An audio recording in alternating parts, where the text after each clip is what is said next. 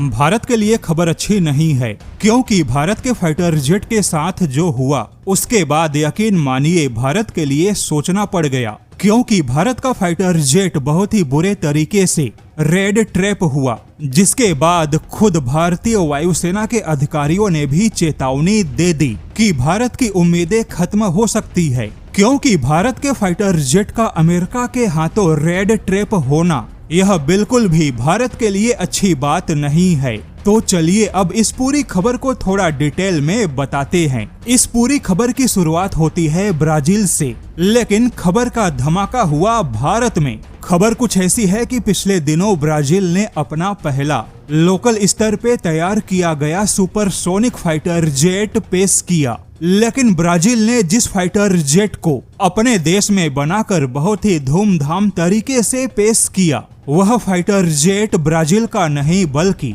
Sweden का F-39E Gripen है, जिसे ब्राजील ने स्वीडन के साथ मिलकर अपने देश में बनाया। लेकिन अब यहाँ पे ध्यान देने वाली बात है कि ब्राजील ने स्वीडन से केवल 36 ग्रिपेन का सौदा किया था, जिसे बहुत बड़ा सौदा नहीं कहा जा सकता, लेकिन फिर भी स्वीडन ने ब्राजील के लिए एक नया ग्रिपेन फाइटर जेट डिजाइन किया, यहाँ तक कि टेक्नोलॉजी ट्रांसफर भी किया और तो और ब्राजील को उत्पादन की सुविधा भी मिल गई। लेकिन अब यहीं पर भारत के सामने सवाल खड़े हो गए कि भारत ने पहले फ्रांस का 36 राफेल खरीदा, भारत की नौसेना को भी फ्रांस का राफेल मिलेगा। इसके अलावा अब भारत राफेल पर इतिहास का सबसे बड़ा सौदा भी फाइनल करेगा, लेकिन फिर भी भारत को उतना नहीं मिल रहा जितना कि स्वीडन ने ब्राजील को केवल 36 ग्रिपेन के सौदे में दे दिया। लेकिन अब इसी के साथ जो असली खबर है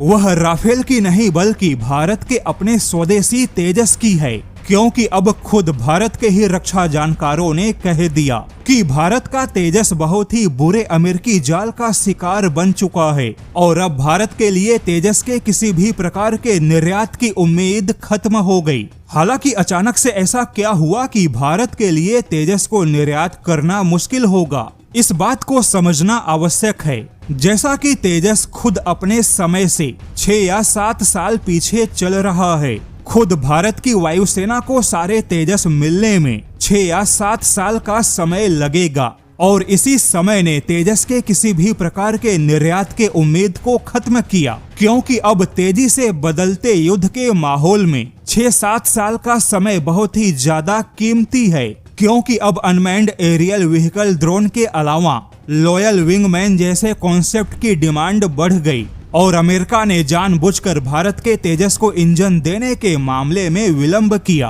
ताकि भारत के तेजस के किसी भी प्रकार के निर्यात की संभावना खत्म हो, जो कि अमेरिका की बहुत ही स्वीट किलिंग वाली चाल थी। और अमेरिका अपने चालबाजी में कामयाब हुआ, क्योंकि इस समय 2026 के हालात कुछ ऐसे हैं कि जिन देशों ने 2 या 3 साल पहले तक भारत के तेजस की इंक्वायरी की, वह सारे देश अब 2026 में तेजस से दूरी बना चुके हैं और इसका सबसे बड़ा फायदा साउथ कोरिया और स्वीडन के फाइटर जेट को मिला। अब ऐसे में खुद वायुसेना के कई सारे पूर्व अधिकारियों ने सरकार को सलाह दी है कि अगर भारत को अपने फाइटर जेट की स्थिति को मजबूत बनाना है तो सबसे पहले भारत अपने इंजन की स्थिति को मजबूत करे। वहीं अब भारत को बहुत ही आक्रामक तरीके से फ्रांस के साथ में राफेल पे टेक्नोलॉजी ट्रांसफर के अलावा ज्यादा से ज्यादा राफेल को भारत में उत्पादन पे फोकस करना होगा, क्योंकि फ्रांस अब भी तकनीक ट्रांसफर के मामले में